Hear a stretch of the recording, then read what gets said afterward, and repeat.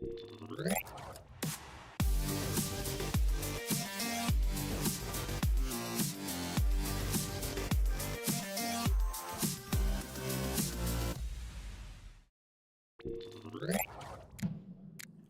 and welcome to another episode of Common Chaos Live with me, Christian Rauchenwald, on this rainy Thursday afternoon. I hope you all had a great week so far and a great start into this day. As always, during Common Chaos Live, I'm going to do my best to share some updates with you and answer the questions you have. To that end, there is a Q&A started. So at the top of the chat, you should see Q&A. What would you like to know? And if you click on it, you should be able to submit your questions. And I will then, after we share the regular updates that I found since yesterday, obviously do my best to answer those questions for you or to you. That said, BAM Studios, thanks so much for sticking around, even though you cannot actively watch. We appreciate the support. And with that, we actually, hide this message. So sorry, I have to switch here. Oh, now it's gone. Yeah. Before we jump into the stream, obviously the disclaimer that always applies. Everything that I share in this live stream / video is my personal opinion and in no way financial or professional advice of any kind. You should always do your own research, consult certified professionals, draw your own conclusions, and make your own decisions. With that, where do we start? Let's actually start with something that's relatively important. As you may or may not have noticed, in your Pi Network app, when you go into your profile, you now have the ability to actually change your phone number. Previously, you were only able to change 1 or 2 digits. So if you had a typo, but now when you go on to change, you should actually be able to enter and verify an entirely new phone number. So if you changed your phone number over the years, or if you just never added it or so, I recommend that you go ahead and verify your phone number, because it allows you also to restore access to your account if you ever lose access and so on. Additionally, the reminder, you should also in your profile, while you're at it, check your email address. So you press update and it will show you your current email address, and if that's indeed yours. If it's not your email address but somebody else's, then update it to your email address, and then also update your password and pick a different, more secure password. And also you should go into mainnet checklist, and then there again check step number 3 once it loads. Once it loads, so step number 3, for that you'll also need the Pi browser, and in the Pi browser you have to go to your wallet and unlock your wallet, and then in your wallet you can copy your wallet address in the top left, and then you will have to paste it in some notepad or any other application that shows you the full wallet address, so you can compare that it's the same wallet address here in step number 3. And additionally, in step number 6, if you scroll all the way to the bottom, there you will also see your wallet address again and confirm that both of them are indeed your wallet address. If not, you need to use your passphrase to update step number 3, and after updating step number 3, you can also update step number 6. So that's what you have to do. Also, obviously, tomorrow the deadline for KYC expires. I would like to show you that, but for me, this window here will just crash. So there are 16.5 hours left to make sure that you submit your KYC application.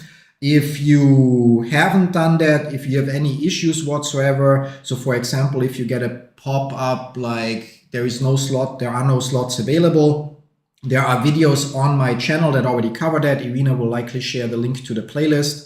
And so again, reminder, in order to submit your questions, at the top of the chat you should see Q&A. What would you like to know? If you click on it, there should be an option that says submit question, and then you can submit the question. If you don't see the Q&A option, try restarting the app or refreshing the page, depending if you're watching on your phone or if you're watching on a computer or something like that. What else is there to mention about this? Yes, for those of you that are new, so if you're now worried, if you just joined Pi Network a month ago or 2 months ago, the deadline tomorrow only applies for old accounts. You can see that in your Pi Network app, somewhere when you go probably in the mainnet checklist, you should probably see an individual countdown for yourself.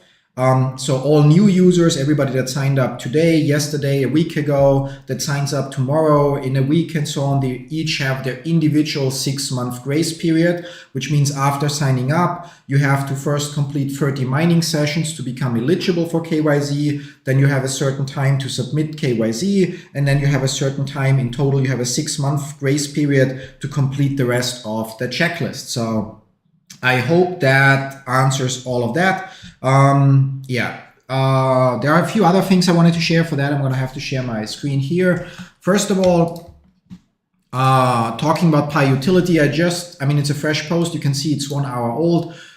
Sorry Sir 1426 shared that he is apparently a watchmaker in Belgium, so in Antwerp or Antwerpen, not sure what's Antwerp, or Antwerp is I think the English name of the town/city.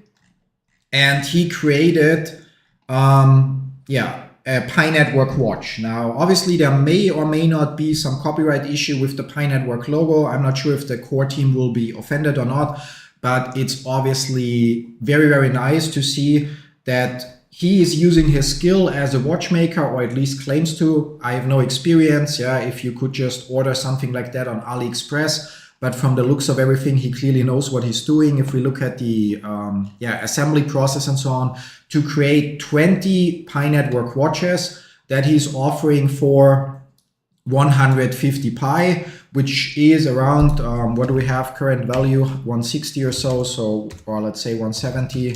So around $255. Yes, it costs more than a cheap mass-produced watch or so. It costs way less than a Rolex or something similar. I'm not sure if he will engrave the backside of the watch, because there is a transparent glass, so to actually engrave the, in quotes, serial number, so watch 1 out of 20, 2 out of 20, and so on. But I think it's a very, very cool idea, and it obviously gives Pi a use case. That's a very, very narrow use case. It's tempting to go for one of those, to be honest. The only thing that personally keeps me from getting one is that it's obviously not an official Pi Network limited edition watch, but it's still, you might want to check it out or don't. I mean, it's really completely up to you, but personally, it's one example of how a pioneer uses their skill to actually help the long-term success of Pi Network in a very, very small way, of course, because there are only 20 of those. I'm going to share a link directly to the post in the chat. So if you want to, you can check it out. If you want one of those watches, he mentioned that he's also listed them on Global Pi Market. So you could use the Global Pi Market app in the Pi ecosystem to actually buy it, which means you there is an escrow process, which means you pay Global Pi Market, and only after you receive the package with the watch would Sorry Sir 1426 actually receive the Pi as well. Honestly, I mean, one can argue about the look of the watch, but I feel like the purple and black go very well, and it looks very nice. And again, I really think it's a cool use case. You can do the same if you have any skill that other people would be willing to pay you for. Doesn't have to be the production of physical goods, but if you are a gardener, if you're a mechanic or so, you can obviously, for example, use the, we're gonna go there for a second, share my phone. What's the price?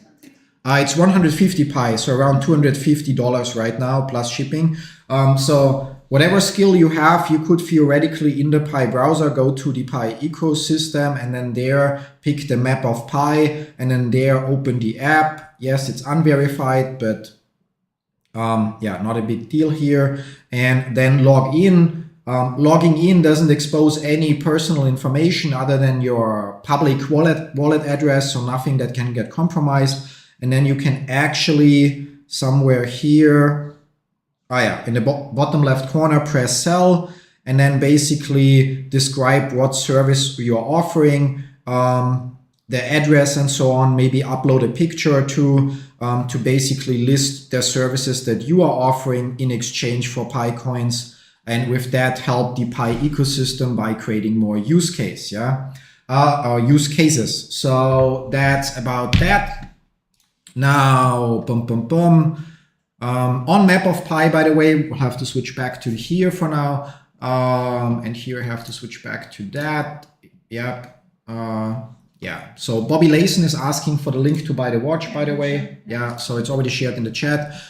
So on Map of Pi, according to this snapshot picture, there are by now 1.4 million users and 100,000 sellers. I'm not sure if all the listings on there are in quotes legit. But at the end of the day, it shouldn't matter much because those are all places or should be places where you meet up in person. And then basically you see the goods or services, you pay for them, you get them. So you have little risk of getting scammed in any way. Obviously, if somebody requires you to order something online or to chat with them, keep in mind, never share your passphrase. And ideally try to do something or include some escrow process so that you don't just send your Pi and then you never receive the goods. Yeah. But again, you yourself, if you have any marketable skill, copywriting, garden work, yeah, like fixing a car or something like that, you could also offer your services on Map of Pi, and with that help create further use cases. You would earn Pi and people would see, okay, that they can actually use their Pi and not just dump them on an exchange.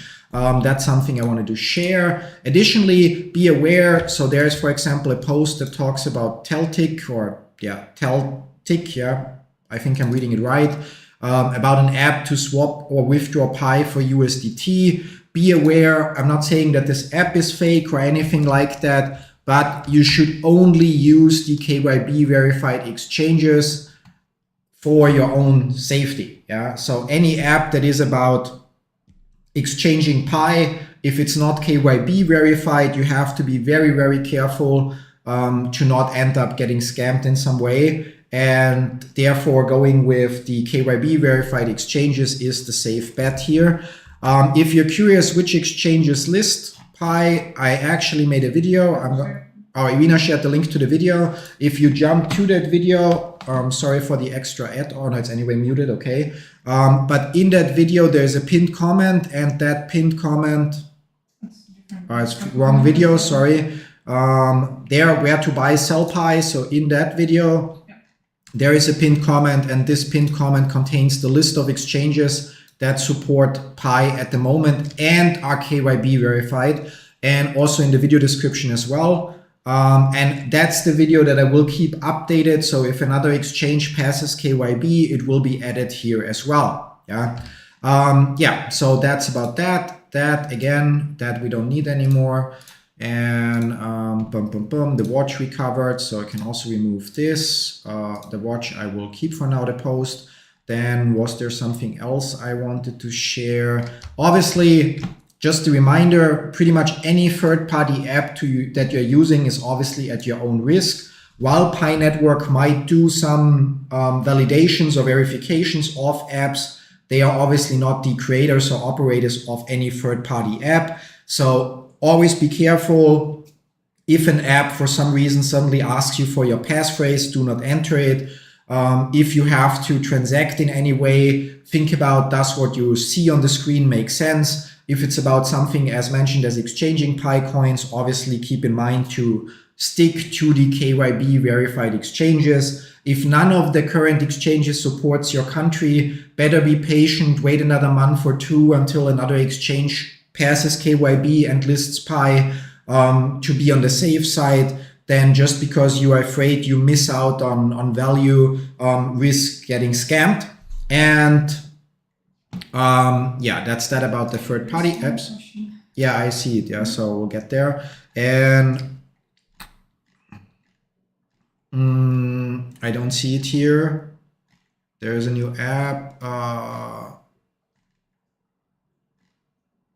Okay, I don't have the post marked. Yeah. Do I find it? 1 second. Yeah, so there's also an app. It's called Poker on Pi, which is already working. Apparently, when you sign up, you get a couple poker chips for free. It works with real Pi, so which means I think 1 Pi is 100 chips or something. Yeah. However, keep in mind that this app, I don't know how the regulation looks like, but I know, for example, that the entire European Union has very, very strict gambling laws, and without the proper licenses, it's actually, in quotes, illegal gambling. Want to point out, I'm not a lawyer, so this is not legal advice, yeah, but you should be careful. I'm not saying the app is shady. I'm pointing out that the app might not be allowed to operate in certain jurisdictions. And I also don't know how the regulations are in as far as gambling, because poker is considered gambling from a legal perspective, although I consider it a game of skill, but that's a different topic. So gambling itself is regulated heavily, and I'm not sure how the regulations apply to gambling with cryptocurrencies. But it's another use case that potentially, if they restrict access to countries that have looser regulations and or eventually use whatever profit the app generates to get licensed in other countries, might prove to be a decent use case, in quotes, for people that enjoy the occasional poker game. Obviously, it's questionable how an app or a poker app that you can only play on your phone in the long run would be able to compete with platforms that also offer clients for your desktop and laptop and iPad and whatnot, yeah, although it would also work on the iPad. Anyway, that's something else I wanted to point out. And if any one of you knows the creator of Poker on Pi, you might want to share with him that he really, really should look into restricting access to countries outside of the EU for sure, and potentially outside of the US. I know that would be a little bit of an issue for people from there that want to play, but there is a lot of risk in offering gambling services if you don't have a license. And I really wouldn't want any pioneer that puts their time and effort into creating a use case to ending up with a I don't know, like a huge lawsuit or something like that. Yeah. Anyway, with that we have that. So yeah, didn't have that saved, so it doesn't matter. And yeah, we only have one question for now. So quick reminder: at the top of the chat there should be a Q&A. Can I show it somehow? Do I have it somewhere here? No, I don't see it somewhere myself. So, but it should, at the top of the chat, it should say Q&A. What would you like to know? And you should be able to press on it and then submit a question. And yeah, or maybe because I have the question highlighted right now, it's not showing up or so. Yeah. Yeah. Anyway, so please, do you think after the 14th of March the price of Pi will radically change? I don't think so. Like.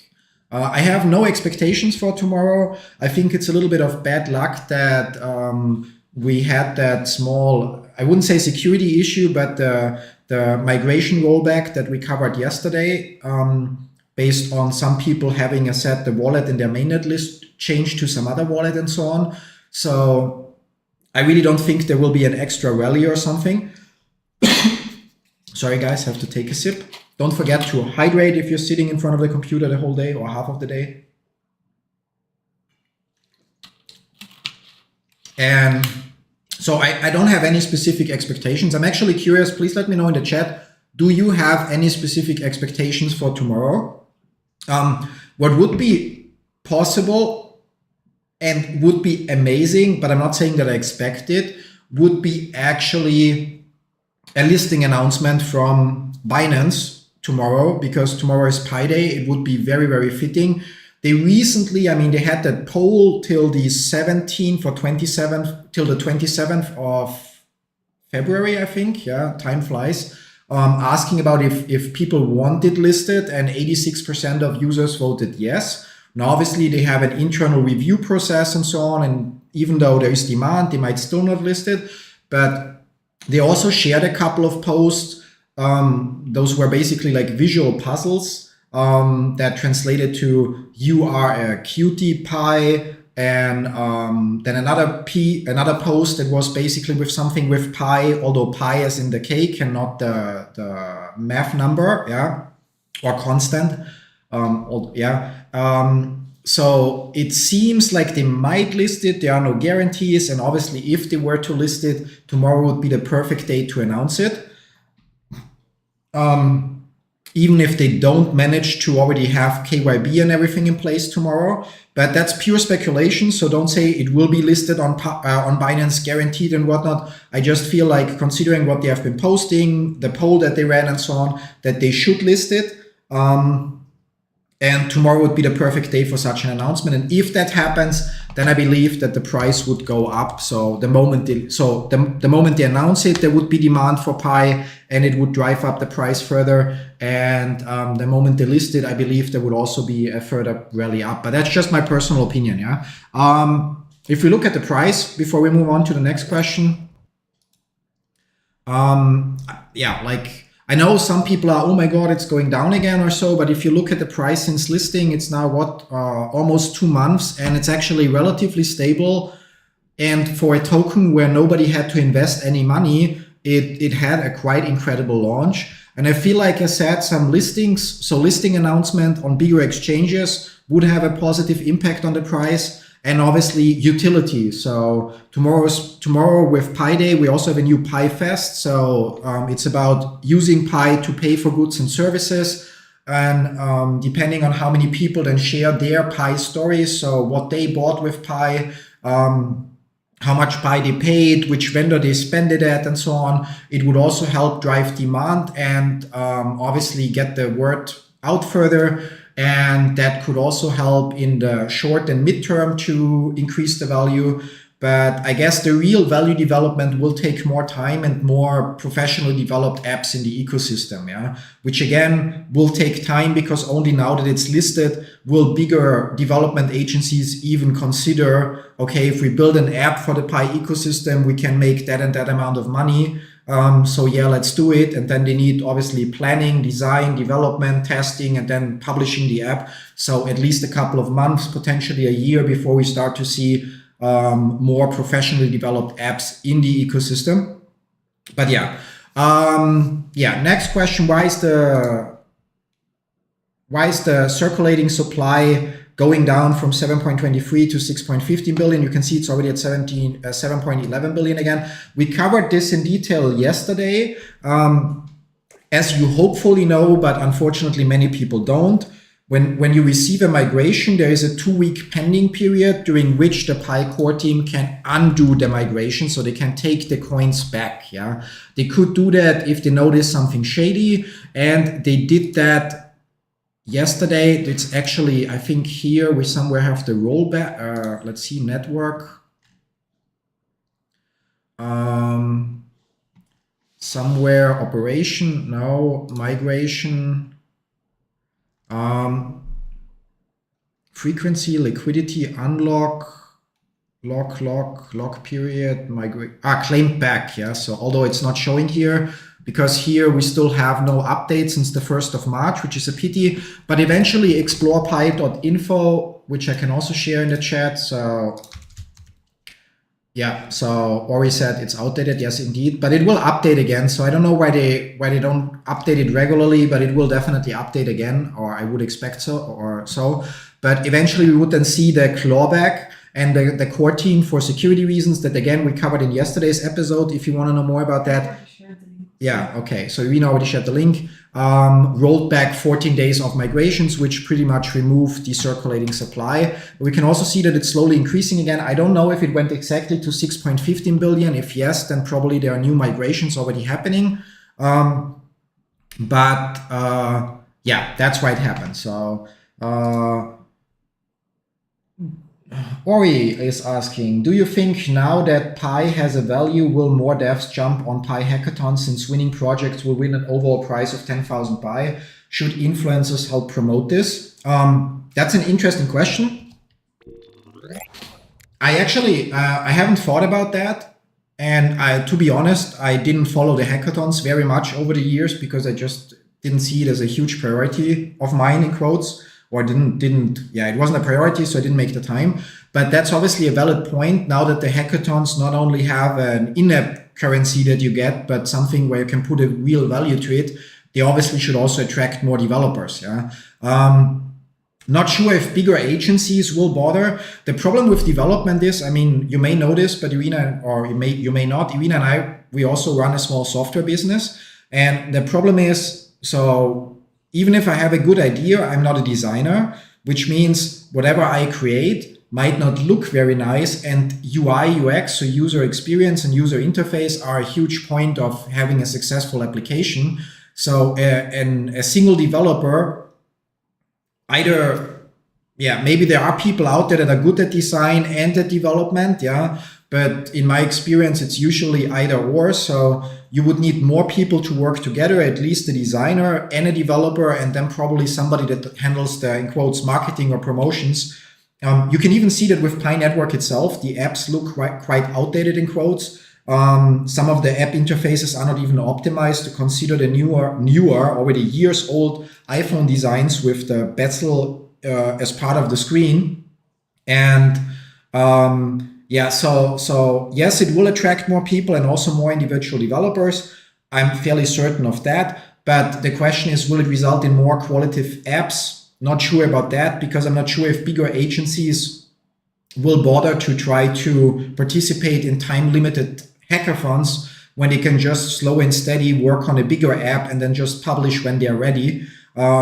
Because at the end of the day, for really bigger development companies that have 100 employees or more, they usually have a certain bench. So people that are currently not involved in a project and usually then are upskilling during that time, and they could just use people on their bench to develop something specifically for Pi, which would help them upskill and learn how the Pi ecosystem and the software development kit works and so on. And then we would actually see more professional apps. So overall, yes, but time will tell. And yes, obviously influencers should promote this, but you always have to consider your audience, you know? So for example, since my YouTube channel is not about software development of any kind, there might be, I don't know, maybe 1 in 100, maybe 1 in 1,000 people watching my videos that actually has development skills. So it would be wasted effort in quotes to focus on promoting this. So the goal would be when you know when the next hackathon is, I have no idea. I'm sure it's mentioned somewhere, or maybe there is a rough idea to actually then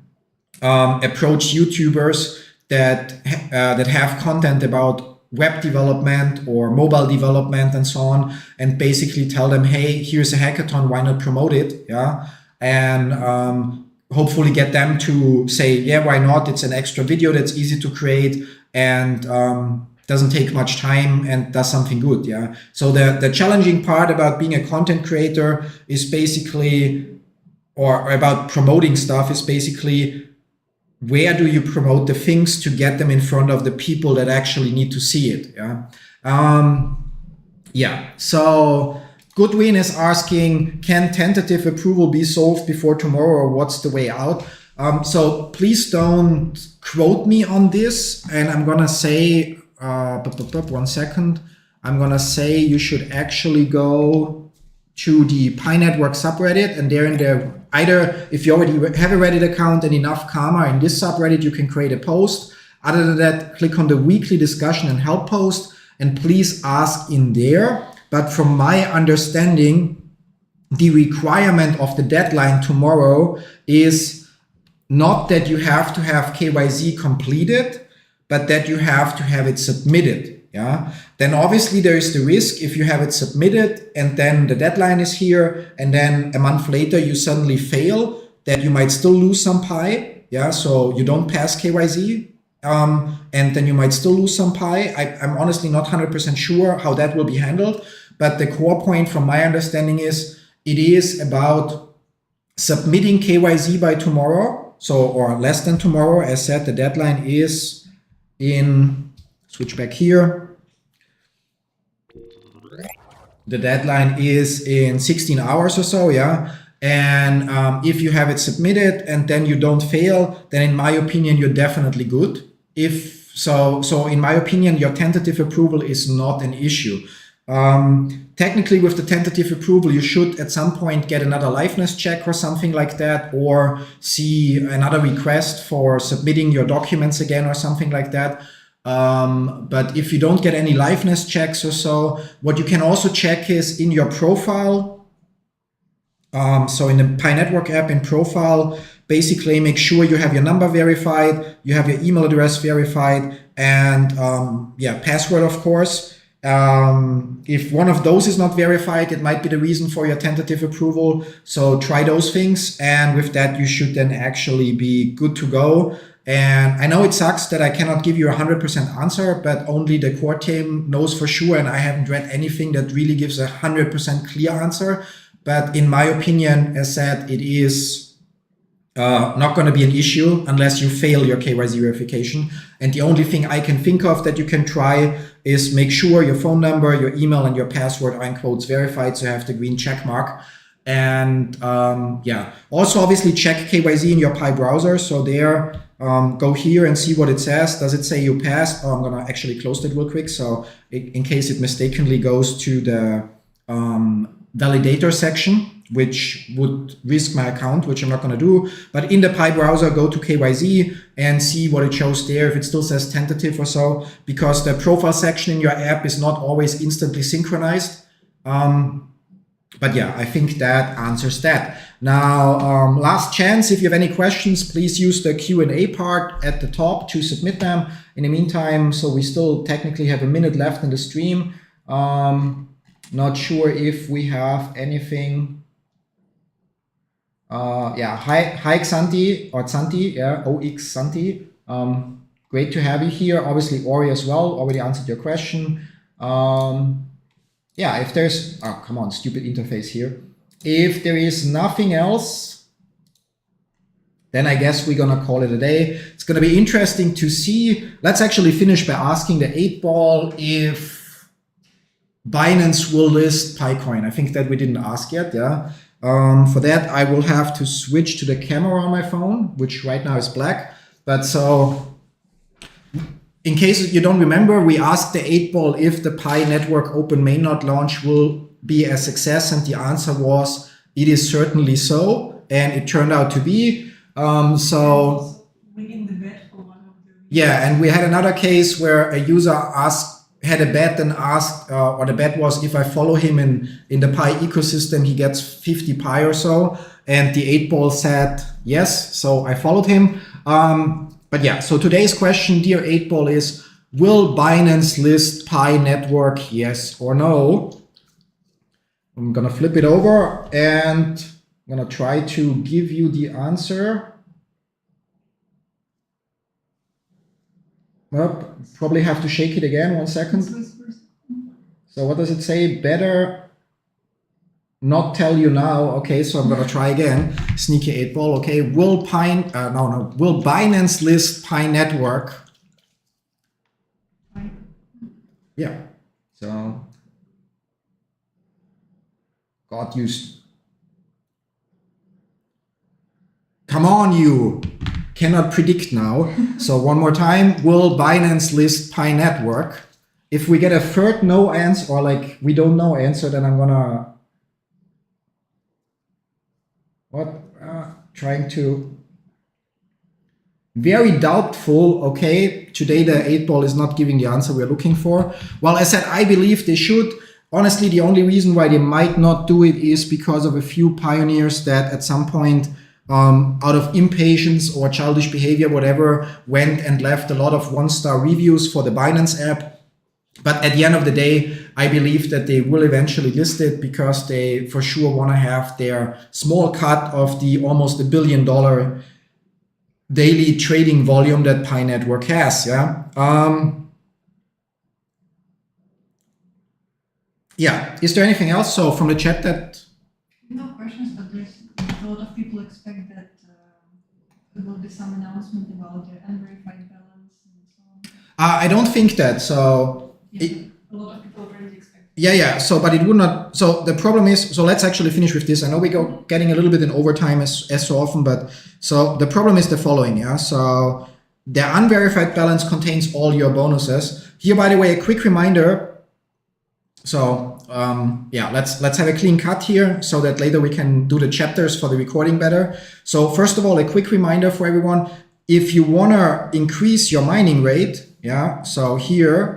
The utility boost that you can see at the utility usage bonus, the sweet spot for doing so is using the Pi browser and therefore, example, the Fireside app for 2 minutes per day. If you use it longer, then you will get a higher bonus, but because it's a logarithmic function that considers your usage today or your usage yesterday, your usage the last week, the last month, and so on, up to the last 2 years, the sweet spot is 2 minutes per day in the Pi Fireside app, for example, or the Brainstorm app or any of the other main Pi apps, and you will eventually get a utility usage bonus of around 1.96. If you spend more time, it goes slightly higher, but again, you would have to spend much more time to noticeably go beyond that. Yeah, so I hope this helps you a little bit with boosting your own mining rate. And now for the last part of today's stream, why do I not think that there will be an announcement about the unverified bonus or unverified balance? It's because it's hugely complex. Yeah, so we covered that in the past already at some point, but you have to imagine. So right now I'm mining, and I'm mining. My mining session started, I don't know, 22 hours ago. Yeah. So now for the last 22 hours, there have been almost 3,600 people of my referrals also mining, but some of them might have just started 5 minutes ago. Some of them might have started 20 minutes ago. Some of them 5 hours ago. Some might have started 20 whatever hours ago. Yeah. And so it's not like I'm mining 24 hours and I got exactly a mining boost from 3,587 people, but each of those 3,587 people started at a different time, which means they contributed a different amount, and which makes it insanely complex to calculate just for today's mining session how many of those users passed KYC. From those that passed KYC, how long out of my 24 hours were they also actively mining? And so how much bonus would I actually get? And that's just to calculate how much of my unverified balance from today I would get, the core team has to run a formula, a script, algorithm, however you want to call it, that considers the mining session of more than 3,000 people. Yeah, and then for each of those 3,000 people, they also have a security circle. They also have maybe some referrals and so on. So you see, it becomes a very complex calculation. And the core team, very far in the past, couple of years ago, already said that they basically will run that calculation when a bigger portion of users pass KYC, because this way they can at least once do it for all bigger users, yeah, or not for all bigger users, but for a big portion of all users. And instead of having a very complex and resource intensive calculation, run now and then run again and again and again. Yeah. So I don't think there will be an immediate update about this. I also think it is not a huge priority because, again, at the mainnet launch, we had 10 million or slightly more than 10 million migrated users. So people that passed KYC and received their first share of coins. And we still already had 17 million KYC verified users in total, which means less than 2 months ago, there were 7 million people that already passed KYC, but did not get a single Pi coin migrated yet.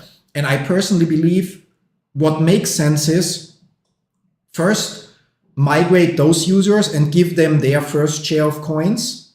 Then obviously migrate everybody else that passed KYC in the meantime, and then deal with the unverified balance. Yeah, because there is no point in just dealing with the unverified balance and then in the app showing you, okay, you have more transferable balance that you anyway will not get right now, because it also makes no sense to have a second migration before those at least 7 million users that already passed KYC get their first one. Yeah. So it's all about also balancing how much Pi gets into circulation, not to manipulate anything, but simply imagine, for example, if they were tomorrow to run the calculations and say, okay, this is your verified balance, and then next week they send everyone a second migration, how many millions or actually billions of Pi would suddenly be in people's wallets? And even if many people or most people believe in the project, how many of them would just sell it for 160 and with that drive the price down? So my opinion is the logical or the best approach for the project is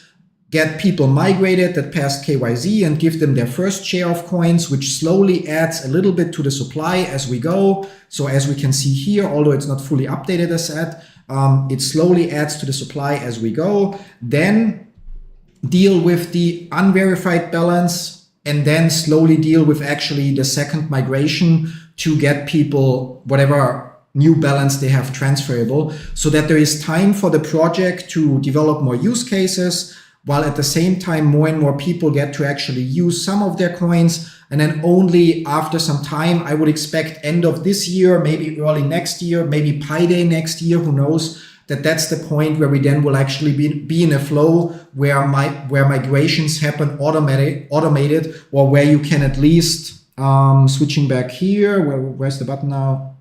Blind.